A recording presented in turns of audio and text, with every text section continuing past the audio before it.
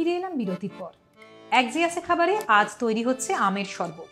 শরবত নিয়ে নানা গল্প ইতিহাস তো আমরা শুনছি, আর তার সঙ্গে এখন জেনে নেব পূর্ণিমাদির আমের শরবত কতদূর এগোলো। একদম তৈরি। এবার আমাকে গ্লাস দেবে। এবার তোমাকে গ্লাস দেবো। তুমি এখন এর মধ্যে কি আর কিছু মেশাবে? হ্যাঁ, একটু জিরে গুঁড়ো মেশাবো। আচ্ছা, তুমি তাহলে সেটা করে নাও, তারপরে আমরা গ্লাসে পরিবেশন করব আর ঠান্ডা ঠান্ডা দুজনে একসাথে এনজয় করব। আচ্ছা, জিরের গুঁড়ো মেশাচ্ছ তুমি, এটাতে রোস্টেড জিরের গুঁড়ো, তাই তো? দিদি শরবতের প্রিমিক্সে জিরের গুঁড়ো মেশাচ্ছে, সেটা চলতে থাকুক। আপনাদের বরং বলি একটা মজার গল্প। এখন তো আকছার রাস্তায় নানা রকমের নানা ধরনের শরবতের দোকান দেখা যায়, কিন্তু একটা সময় ছিল যখন শুধুমাত্র কলকাতায় নয়, সমগ্র বাংলায় একটাই মাত্র শরবতের দোকান ছিল, এবং সেই দোকানটি শুধুমাত্র শরবত বিক্রেতা হিসেবে বিখ্যাত ছিল। কি সেই দোকান? এবং এই দোকানের হদিশ মেলে 100 বছর আগে। গোটা বাংলায় একমাত্র শরবতের রেস্তোরাঁ হলো কলেজ স্ট্রিটের প্যারামাউন্ট। তবে শুরুতে এর নাম কিন্তু প্যারামাউন্ট ছিল না, কারণ এই বিশেষ দোকানের সঙ্গে জুড়ে রয়েছে এক অন্য ইতিহাস। বাংলার বুকে প্রথম শরবতের দোকান খোলা হয় 1925 সালে, যার নাম ছিল প্যারাডাইস।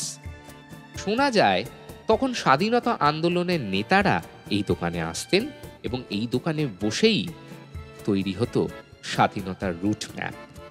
তবে পরবর্তীকালে এই খবর জানাজানি হওয়ায় ব্রিটিশ সরকার এই দোকানটিকে বন্ধ করে দিতে চাপ দেয়। তবে বেশ কিছুকাল বন্ধ থাকার পর দোকানটি আবার খোলা হয়।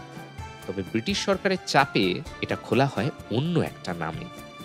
জানা যায় 1937 সালে প্যারাডাইস নাম ভেঙে খোলা হয় প্যারামাউন্ট নামে, আর সেই থেকেই আজও শরবতের ঐতিহ্য ধরে রেখেছে কলেজ স্ট্রিটের প্যারামাউন্ট। কি শুনলেন তো সেই দোকানের কথা? আর আজ অবধি সগৌরবে সেই শরবতের ঐতিহ্য ধরে রেখেছে এই দোকানটি।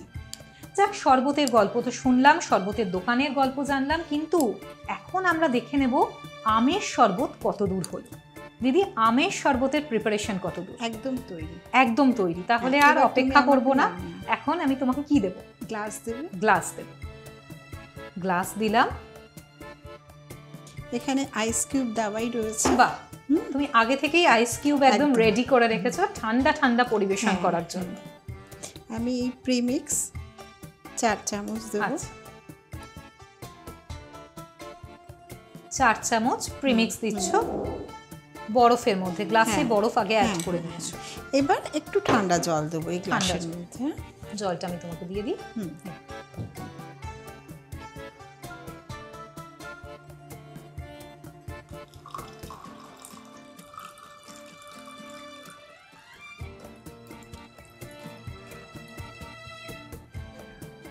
কালারটা এত সুন্দর এসছে না, বাজার থেকে কিনে আনা কোনো শরবতে এত সুন্দর কালার আসতে পারে না। একটু মিশিয়ে নিই বরফের সাথে সুন্দর করে মিশিয়ে। এটা কিন্তু তোমার জন্য বানাচ্ছি না, আমি সুন্দর মানে আমি একা একা কিন্তু খেতে একদম না, আমিও খাবো। একদমই দুজনে একসাথে খাবো। ওপর থেকে একটুখানি ভাজা জিরের গুঁড়ো ছড়িয়ে দিচ্ছি। ঠিক আছে, খেয়ে দেখো কেমন হয়েছে। আমি খাবো, কিন্তু তার আগে একটা শর্ত আছে, তোমাকেও কিন্তু একটু আমি দেবো এবং আমরা দুজনে একসাথে খাবো। একদম। শরবত একদম রেডি, মানে একদম হাতে বানানো আমের শরবত, অসাধারণ। আমি দিদিকেও একটুখানি ঢেলে দিই গ্লাসে। অর্ধেকটা তুমি, অর্ধেকটা আমি, এবং দুজনে মিলে আজকে একটু ক্লান্তি দূর করে নিই। গল্প আড্ডা তো অনেকক্ষণ হলো, তাহলে এবার ক্লান্তিটাও দূর। তুমি আগে খাও, কেমন হয়েছে বলো। অসাধারণ, তাই এক কথায় রিফ্রেশিং, এবং সবচেয়ে বড় কথা যেটা, সেটা মুহূর্তের মধ্যেই আমাদের মুডটা কিন্তু চেঞ্জ হয়ে যায়, এবং শুধু মুড না, আমরা কিন্তু চনমনে হয়ে যাই, অনেক বেশি সতেজ ফিল করছি। ঠিকই।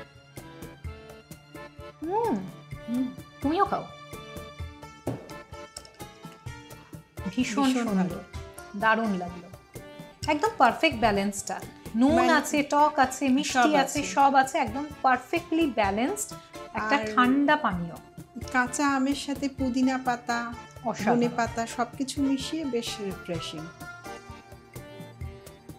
জিরের একটা খুব সুন্দর স্মেল, ভাজা জিরের একটা গন্ধ আসছে, দারুণ। খুব সুন্দর।